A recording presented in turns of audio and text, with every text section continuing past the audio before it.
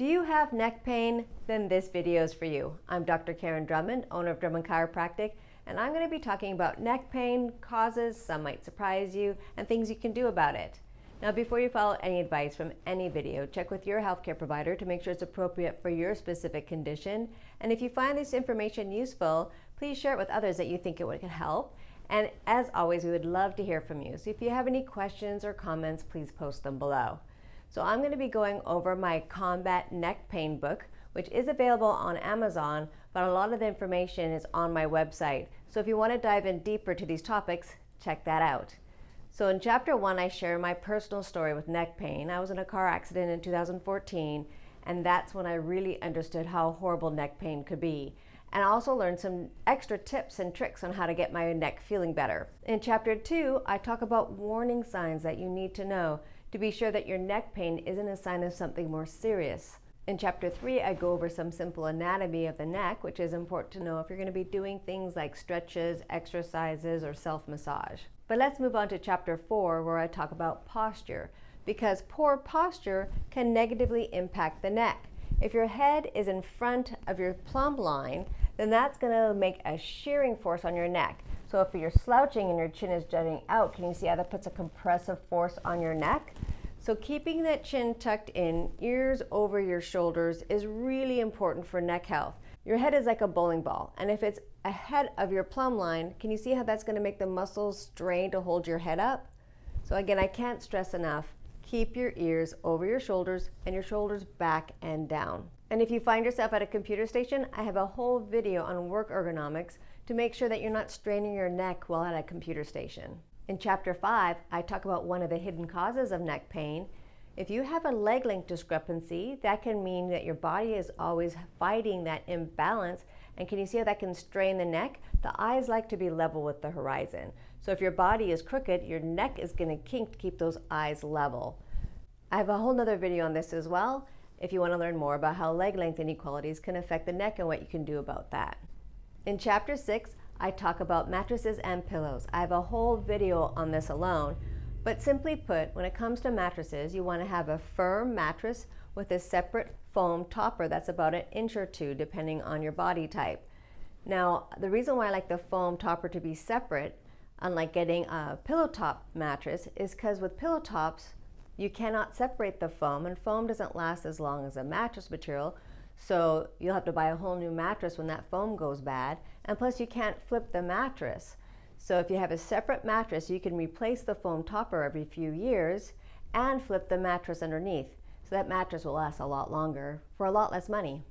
In chapter 7, I talk about relaxation techniques, because a lot of times neck pain comes from holding tension in your neck all the time, and that can lead to muscle pain and thereby neck pain. So if your pain is due to holding tension in your neck, like carrying the weight of the world on your shoulders, it's good to know some good relaxation techniques. In chapter 8, I talk about rest therapy, that's restricted environmental stimulation therapy, because that is a great way to relax. You're literally floating in water in a dark environment, so you see nothing, you feel nothing, because the water is the temperature of your skin. You can truly relax in the flotation devices. So hopefully if you're feeling stress and anxiety, you check out a flotation center near you. In chapter 9, I talk about different stretches you can do for your neck while you're laying on the floor. In chapter 10, I talk about seated stretches. In chapter 11, I talk about exercises that can help with neck pain. My favorite stretch, though, to do for the neck is what's called an isometric stretch, where you're contracting the muscles that are tight so that when you relax them, they reflexively elongate. In chapter 12, I talk about how to tighten abdominal muscles. Having a strong core really helps with all kinds of ailments, including neck pain.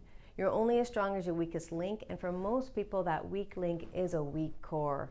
So strengthening the core may help. Chapter 13 talks about common trigger points that are affiliated with neck pain and how to treat them. And in chapter 14, I talk about whether or not to take pain pills. I have to admit, with my car crash, I did take some pain pills the first 3 days because the pain was so excruciating and it was really limiting and impairing my sleep. And sleep is important for healing. But after those 3 days, I stopped taking the pain pills because I was going back to work and I needed to be able to feel my pain. If I took pain pills, then I'm silencing the warning mechanisms of my body saying don't do that. And I really needed to be listening to my body because I didn't want to cause more harm when I was working with people. So my general advice is, if the pain is limiting your sleep, that's when it should be okay to take some pain relief. But throughout the day, try to hear that pain because it'll stop you from doing activities that might be making you worse. But again, talk with your healthcare provider to help decide what kind of pain pills or anti-inflammatories would be better, or if you should be doing something more natural like turmeric to help combat the inflammatory processes, or trying heat or ice instead of taking a pill. In chapter 15, I talk about heat and ice. And in general, when in doubt, if it's an acute injury, you use ice to calm the inflammation down. If it's subacute, you would do heat to the tight muscles to help soften them and bring blood to the area, do some stretching, and then ice the parts that are inflamed. And again, this is just general advice. And when it's chronic, that's when heat is typically advised, but there are some cases where ice is still warranted. In chapter 16, I talk about herbs, supplements, and topical ointments that might help you with your neck pain. In chapter 17, I talk about vitamins and minerals because if you're deficient in a vitamin, it might impair your ability to heal. For example, nerves need vitamin B, and tissues like muscles, they need calcium, magnesium, potassium. Because if you're deficient in any vitamin or mineral, it's going to impair your ability to heal. In chapter 18, I talk about devices that can help with your neck pain. I personally use TENS units and a cervical traction device. And if you want to learn more about these devices, I have videos on those as well. In chapter 19, I talk about why see a chiropractor for neck pain. And I hope that's obvious, but chiropractic is great and well known for its ability to help with neck pain. In chapter 20, I talk about what is a chiropractic manipulation and how is it helpful. In chapter 21, I talk about acupuncture. In chapter 22, I talk about gua sha and Graston. In chapter 23, I talk about cupping. And in chapter 24, I talk about what to look for in a practitioner. And again, all of this information is on my website and in my book. So if you have any questions, please feel free to post them below. You know we'd love to hear from you. And until next time, stay well.